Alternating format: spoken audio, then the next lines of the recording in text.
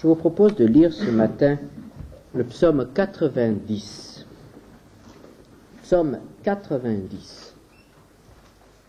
Prière de Moïse, homme de Dieu. Seigneur, tu as été pour nous un refuge de génération en génération. Avant que les montagnes fussent nées et que tu eusses créé la terre et le monde, d'éternité en éternité tu es Dieu. Tu fais rentrer les hommes dans la poussière et tu dis, Fils de l'homme, retournez. Car 1000 ans sont à tes yeux comme le jour d'hier, quand il n'est plus, et comme une veille de la nuit. Tu les emportes, semblables à un songe, qui le matin passe comme l'herbe. Elle fleurit le matin et elle passe, on la coupe le soir et elle sèche. Nous sommes consumés par ta colère et ta fureur nous épouvante. Tu mets devant toi nos iniquités et à la lumière de ta face nos fautes cachées. Tous nos jours disparaissent par ton courroux, nous voyons nos années s'évanouir comme un son. Les jours de nos années s'élèvent à 70 ans et pour les plus robustes à 80 ans. Et l'orgueil qu'ils en tirent n'est que peine et misère, car il passe vite et nous nous envolons. Qui prend garde à la force de ta colère et à ton courroux, selon la crainte qui t'est due? Enseigne-nous à bien compter nos jours, afin que nous appliquions notre cœur à la sagesse. Reviens, Éternel, jusques à quand? Aie pitié de tes serviteurs. Rassasie-nous chaque matin de ta bonté, et nous serons toute notre vie dans la joie et l'allégresse. Réjouis-nous autant de jours que tu nous as humiliés, autant d'années que nous avons vu le malheur, que ton œuvre se manifeste à tes serviteurs et ta gloire sur leurs enfants. Que la grâce de l'Éternel, notre Dieu, soit sur nous. Affermis l'ouvrage de nos mains, oui, affermis l'ouvrage de nos mains. Un thème qui est de saison, puisque cette semaine, c'est la semaine des morts, selon la tradition catholique, mais une semaine qui nous pousse à la réflexion concernant la mort. Et cette réflexion est bien nécessaire car il paraît que le thème de la mort reste le seul thème tabou de notre civilisation. On est prêt à parler de tout, sauf de la mort. Bien que l'on voit aujourd'hui de plus en plus des scènes de violence, bien qu'on soit familiarisé avec le fait de la mort, mais on ne parle pas de la mort. On ne veut pas réfléchir sur ce qu'est la mort. Et je vous propose ce matin, frères et sœurs, de réfléchir à ce qu'est le chrétien face à la mort. Et je ne parlerai pas du chrétien face à la mort de ceux qui lui sont proches, ce qui est toujours un drame, mais je voudrais vous proposer ce matin de réfléchir à notre propre mort. Ma mort. Le chrétien face à sa propre mort. Il y a dans le cœur de l'homme la peur de la mort. Une horrible peur de la mort. Pourquoi cela? Parce qu'il y a ce voile qui nous cache l'au-delà. Et parce que nous ne savons pas, l'homme ne sait pas ce qu'il y a au-delà de la mort. Et quand on ne sait pas ce qu'il y a au-delà d'un certain seuil, on a évidemment peur de franchir le seuil. La peur de l'au-delà vient de l'ignorance de l'au-delà. elle vient aussi de la peur du châtiment. Car, consciemment ou non, l'homme sait qu'il y a un au-delà,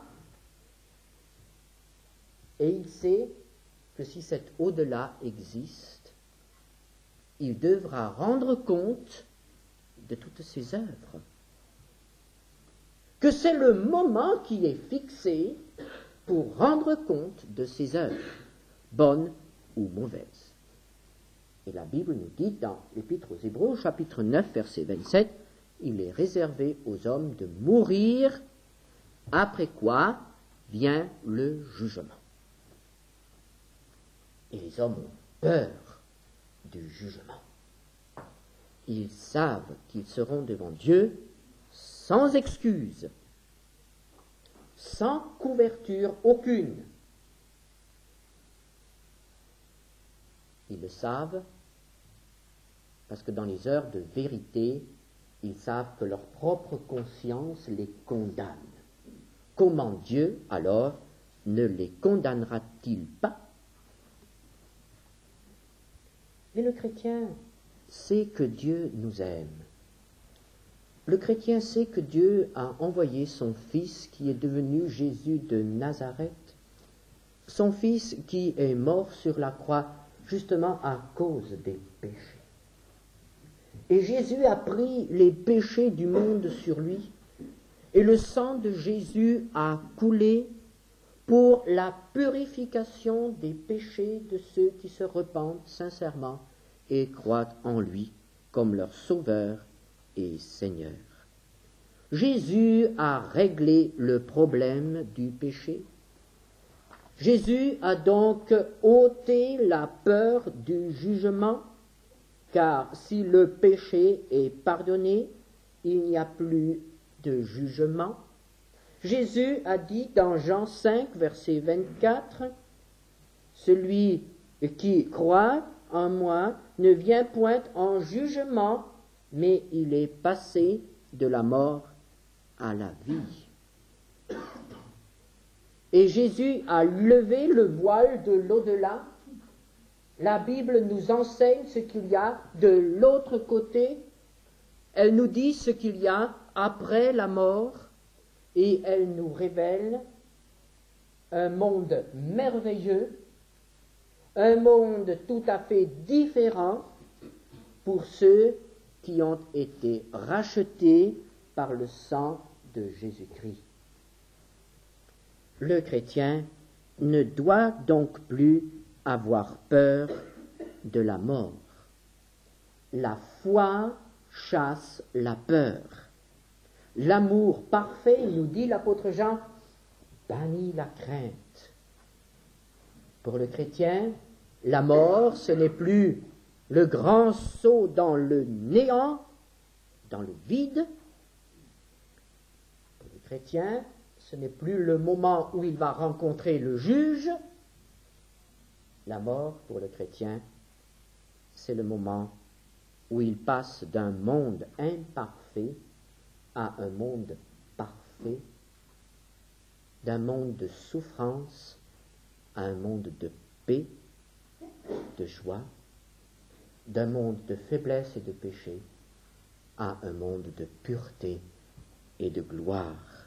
C'est le moment où il se trouve enfin face à face à son Sauveur, à son Seigneur bien-aimé, où plus rien ne l'empêchera de l'adorer, de le servir comme nous avons voulu le servir.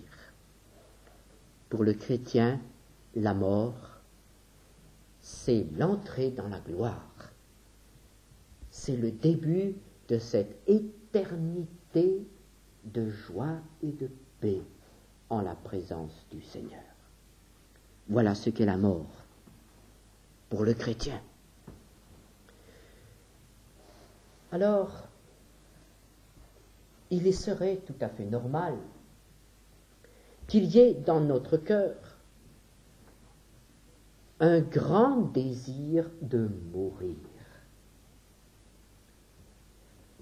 Il serait tout à fait normal qu'il y ait en nous ce souhait cette attente de la mort pour être avec Christ, pour être enfin délivré de toutes les tracasseries, de toutes les misères liées à notre existence terrestre, pour être enfin libre, pour être enfin avec le Seigneur. Il serait logique qu'au moment de notre régénération, au moment de notre conversion, nous puissions nous envoler jusqu'à la présence du Seigneur. Ça serait normal, ce serait souhaitable.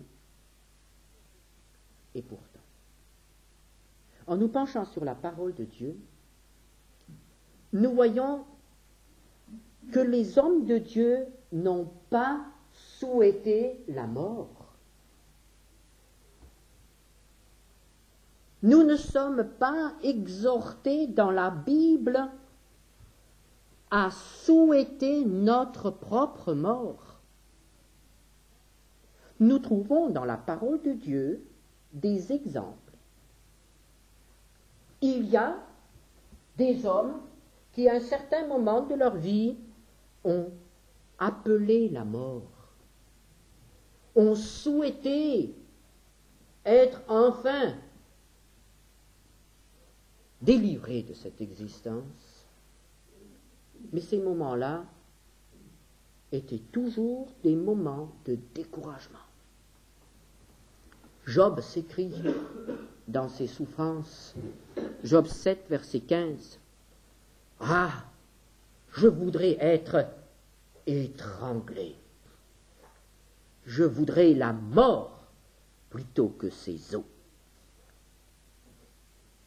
Il aurait baisé la main de celui qui se serait approché de lui pour lui donner la mort.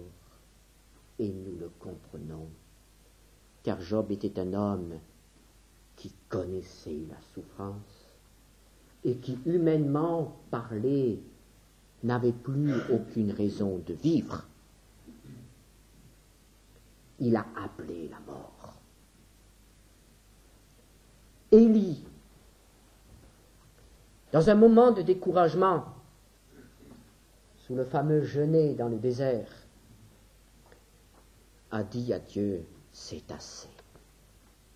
C'en est assez. » Ah, comme il aurait voulu mourir. Et pourtant, Dieu n'a jamais exaucé une telle prière. Nous ne trouvons nulle part que Dieu ait exaucé la prière d'un homme qui voulait mourir. Nulle part. Job n'est pas mort. Il a même vécu encore longtemps. Élie n'est pas mort. Mais mieux, il n'a jamais connu la mort. Il a pu servir et partir, ce qui est de loin le meilleur. Dieu n'exauce pas la prière de celui qui veut mourir. Pourquoi? Parce que Dieu est le Dieu de la vie et non de la mort. Parce que Dieu donne la vie. Dieu veut que nous vivions. Et Dieu veut que nous vivions jusqu'au bout. Dieu veut que notre vie ne s'achève pas dans un moment de désespoir, de découragement. Dieu ne veut pas que la fin de notre vie soit un horrible échec. Mais Dieu veut que la fin de notre vie soit une apothéose, soit un point culminant. Dieu veut que notre vie s'achève déjà ici-bas sur la gloire, avec une vision de la gloire et non du désespoir. Le chrétien ne doit pas souhaiter sa mort. même dans les heures de plus profond découragement. Et surtout pas à ce moment-là. Jamais terminer sur un échec. Le chrétien doit se préparer à mourir. Mais il ne doit pas souhaiter sa mort. Se préparer à mourir. Comment cela? Il faut vivre en sachant que nous allons mourir. David disait un jour, dans un moment difficile de sa vie, dans 1 Samuel 20, verset 3, « Il n'y a qu'un pas entre moi et la mort. » Et cela est vrai pour chacun d'entre nous. Un pas entre la vie et la mort. Nous pouvons mourir à chaque instant. Il faut vivre en acceptant ce côtoiement constant de la mort. Il faut vivre en acceptant cette présence de la mort, afin d'éviter d'être surpris par elle lorsque le moment viendra. Vivre en préparant ma mort. Moïse disait dans le psaume que nous avons lu ensemble, psaume 90, verset 12, « Enseigne-nous à bien compter nos jours, afin que nous appliquions notre cœur à la sagesse. » Et nous voulons maintenant, avec cette pensée à l'esprit, vivre en préparant notre mort. Voir ce qu'est cette mort du juste, la mort du chrétien, ou, puisque nous allons prendre des exemples de l'Ancien Testament, la mort du croyant. Par exemple, Jacob, dans Genèse,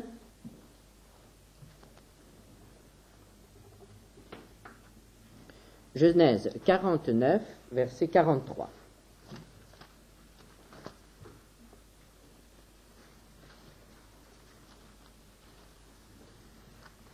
Pardon, c'est pas 43. Genèse 49, 33.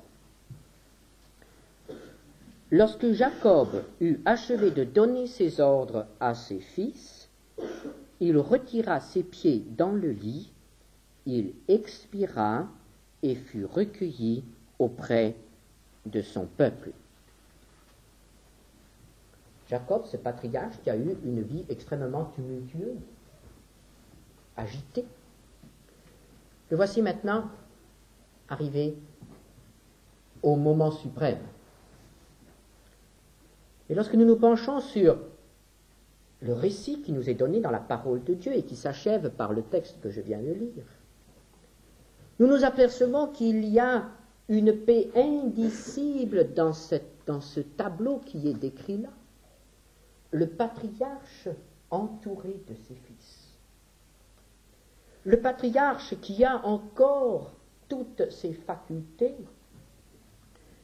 et qui peut bénir chacun de ses fils et ses descendants à travers lui. Il peut les bénir d'une bénédiction prophétique. C'est un homme qui achève sa vie avec une lucidité totale et une vision spirituelle qui est un véritable héritage pour son peuple. Jacob a le temps de donner ses ordres et il a le temps de terminer toutes ses affaires, de tout mettre en ordre dans sa vie et dans sa famille avant de mourir. Et c'est au moment où il a terminé qu'il se couche et qu'il s'endort, pourrions-nous dire. Il part en paix. C'est la mort d'un juste. Prenons un autre texte, peut-être moins connu,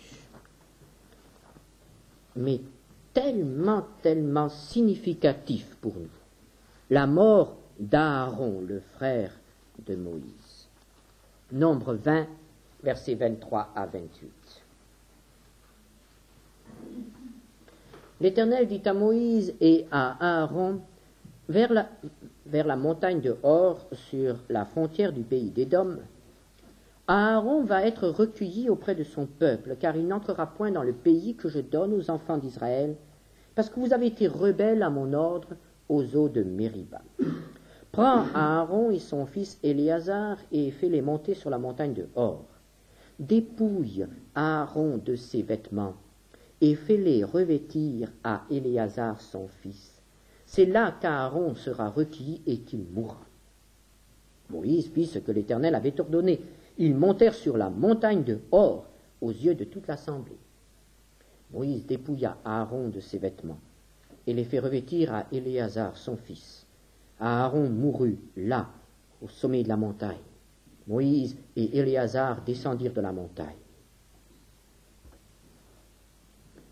Voici de nouveau un homme qui sait qu'il va mourir. Dieu lui dit, c'est maintenant le moment de ta mort. Oh, combien souvent il arrive qu'on ne puisse pas prévenir quelqu'un du moment de sa mort. On sait qu'il va mourir et on sait qu'il ne peut pas être prévenu. Et même des chrétiens parfois.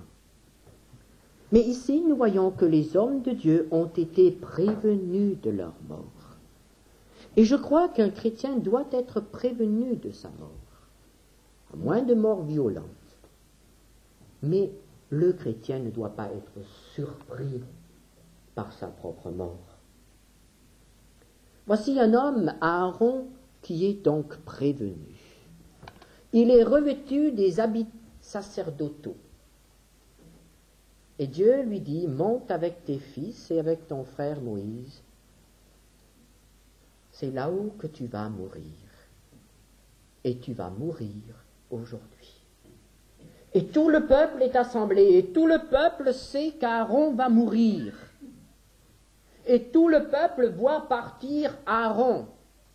Et il sait qu'il ne reverra plus son souverain sacrificateur vivant, mais qu'un autre descendra revêtu des habits de gloire. Et Aaron monte jusqu'au sommet, et il se laisse dépouiller. Les vêtements qu'il porte ne doivent pas être portés par un mort. Ce sont les vêtements qui ne doivent pas être souillés. Les vêtements sacerdotaux doivent être portés par des vivants. Et c'est pourquoi il doit déposer ses vêtements et il verra comme son fils va les revêtir à sa place. Et c'est ainsi que dépouillé, là, au sommet de la montagne, en présence de son frère et de ses fils, Aaron s'endormira pour la gloire éternelle. C'est la mort d'un juste. Prenons encore un autre exemple. Toujours, à cette époque, la mort de Moïse. Elle est bien connue. Mais quand même, regardons ce qui est écrit dans Deutéronome 32, versets 48 à 50. Ce même jour, l'Éternel parla à Moïse et dit, « Monte sur cette montagne d'Abarim, sur le mont Nebo, au pays de Moab, vis-à-vis de Jéricho, et regarde le pays de Canaan que je donne en propriété aux enfants d'Israël. Tu mourras sur la montagne où tu vas monter, et tu seras recueilli auprès de ton peuple comme Aaron ton frère est mort sur la montagne de Hor et a été recueilli auprès de son peuple. » Et quand nous lisons les textes qui entourent ce verset, nous voyons que Moïse a été prévenu longtemps à l'avance de l'approche du moment de sa mort. Moïse savait que, puni à cause d'une désobéissance, d'une impatience, il ne pouvait pas entrer dans le pays de Canaan. Et c'était son grand chagrin. C'était l'ombre sur sa vie. il ne pouvait pas entrer en Canaan. Mais Dieu lui a promis qu'il allait pouvoir contempler Canaan et avant de mourir. Et le moment est venu. Alors Dieu inspire à son serviteur tout d'abord un chant. Et nous avons au chapitre 32 de Deutéronome le cantique de Moïse. Voici un homme qui chante avant de mourir. Puis il lui inspire, comme à Jacob, une bénédiction prophétique pour les 12 tribus d'Israël. C'est un homme qui peut chanter et bénir avant de mourir. Et ensuite, c'est l'ascension de la montagne. Cette montagne d'où il pourra contempler Canaan et d'où il pourra partir auprès de son Dieu et de son Seigneur. C'est la mort d'un juste. C'est ainsi que meurent les croyants, dans la paix, ayant tout préparé, ayant tout mis en ordre.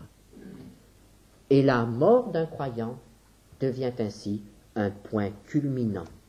On pourrait l'exprimer par ce proverbe, dans Proverbe 4, verset 18, « Le sentier des justes est comme la lumière resplendissante dont l'éclat va croissant jusqu'au milieu du jour. » Une lumière qui grandit.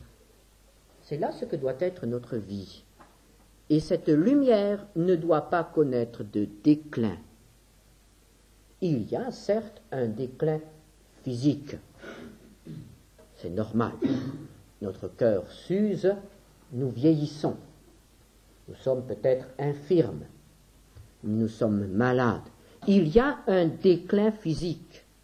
Mais il ne doit pas y avoir de déclin spirituel.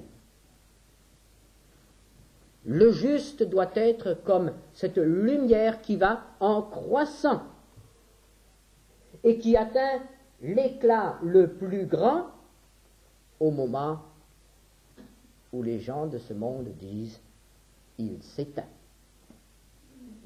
Le chrétien ne doit pas s'éteindre. Le chrétien doit finir par un éclat rayonnant. Dans la Bible, nous trouvons une autre expression qui illustre ce fait. Très souvent, nous lisons ce qui est écrit aussi au sujet d'Abraham, Genèse 25, verset 8. Abraham mourut après une heureuse vieillesse, âgé et rassasié de jours, et il fut recueilli auprès de son peuple. Voici un homme qui n'est pas insatisfait, il est rassasié de jours. Il n'a pas envie de prolonger sa vie. Il sent que le moment est venu où il peut quitter cette terre. Il est rassasié. Mais cette satiété n'est pas un signe de découragement. Il n'en a pas assez. Non. Il a eu tout ce qu'il lui fallait. Il part avec un bouquet complet. Il ne manque aucune fleur. Tout est là. Il a tout reçu, il a tout vécu. Et la Bible précise qu'il a été heureux jusqu'au bout. Une heureuse vieillesse. Et elle emploie cette expression, il a été recueilli. Et là, nous voyons de nouveau que ce départ est un départ dans la paix. Il a été recueilli. Il n'a pas été arraché. Il n'a pas été anéanti. Il n'a pas été écrasé. il a été recueilli, comme le berger recueille sa brebis, comme le père accueille son enfant sur le seuil de sa maison. Le chrétien n'est pas arraché, il est recueilli. C'est ainsi que la mort du chrétien est un achèvement, un accomplissement. Jésus a exprimé cela quelques heures avant sa mort dans sa prière, Jean 17, verset 4. « Je t'ai glorifié sur la terre, j'ai achevé l'œuvre que tu m'as donnée à faire. » J'ai achevé. L'apôtre Paul de même, dans 2 Timothée 4, verset 7, peu de temps avant sa mort, « J'ai combattu le bon combat, j'ai achevé la course, j'ai gardé la foi. » J'ai achevé. Ceci au sujet de la mort naturelle du juste. Cette mort naturelle doit être consciente, paisible, rayonnante. Mais nous savons qu'il y a aussi la mort violente. La mort qui vient sans prévenir, au détour d'une route, sur l'autoroute ou ailleurs. Il faut aussi penser à cette mort-là, à la mort violente. Y a-t-il alors aussi un achèvement, un accomplissement d'une vie? Lorsqu'un jeune chrétien est subitement fauché sur la route, y a-t-il là un achèvement? Est-ce qu'on peut dire que sa vie est pleine? Nous voulons nous souvenir de deux choses dans ces cas-là. Tout d'abord, que la vie et la mort sont dans la main de Dieu. Dieu donne la vie et il choisit aussi le moment du départ. Une vie de jeune peut aussi être accomplie. Dieu ne compte pas avec le temps comme nous. Un homme peut avoir accompli sa tâche à 30 ans, c'était le cas du Seigneur Jésus, à 60 ans, à 90 ans, mais il se peut aussi que la tâche d'un enfant soit accomplie à 10 ans, que la tâche d'un adolescent soit accomplie à 16 ans. Dieu ne compte pas comme nous comptons, et que sont ces quelques années de plus au regard de l'éternité. Lorsque Dieu appelle un de ses enfants, quel que soit son âge, nous devons nous incliner devant sa sagesse et ne jamais douter de son amour.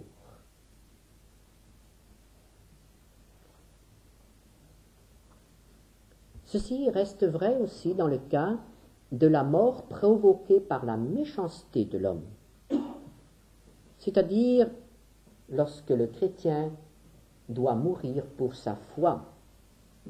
Ceci est vrai pour le martyr. Dieu garde le contrôle sur la vie des siens, même lorsqu'ils sont entre les griffes de Satan.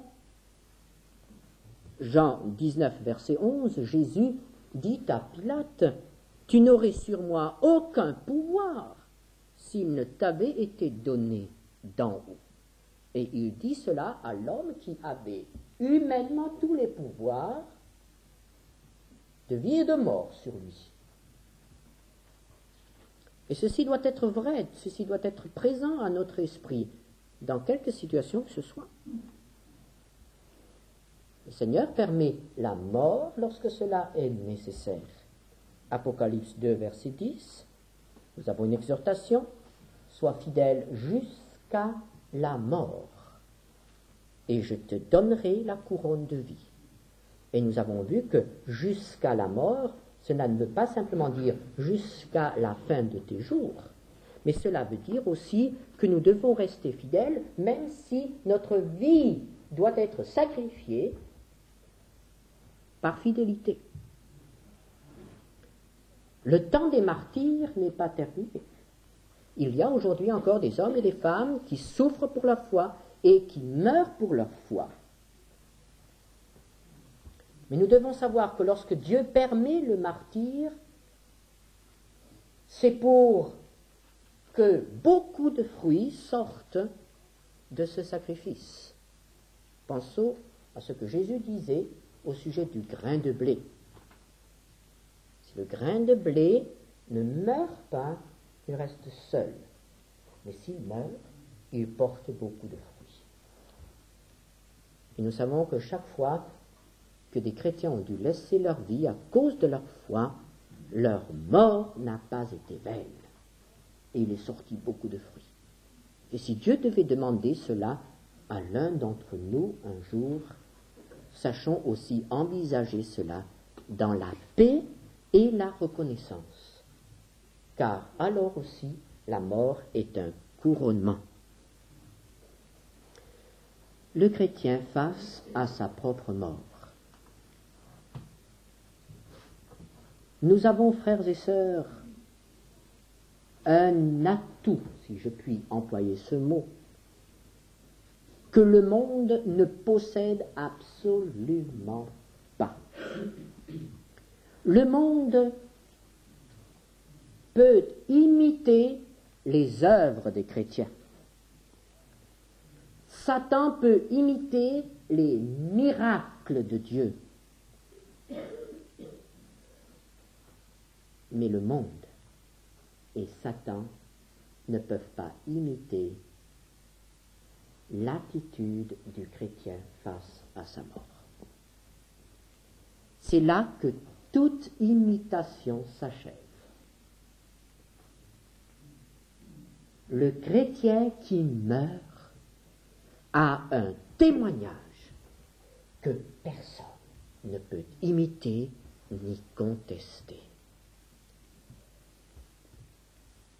Frères et sœurs, nous n'avons pas seulement à rendre témoignage par la manière dont nous vivons, mais nous aurons à rendre témoignage par la manière dont nous mourrons. Mais pour pouvoir mourir d'une manière qui glorifie Dieu, il faut vivre d'une manière qui glorifie Dieu. Préparons-nous à mourir. Préparons-nous à mourir d'une mort rayonnante. Ne nous laissons pas surprendre par notre propre mort. Il n'y a qu'un pas entre moi et la mort.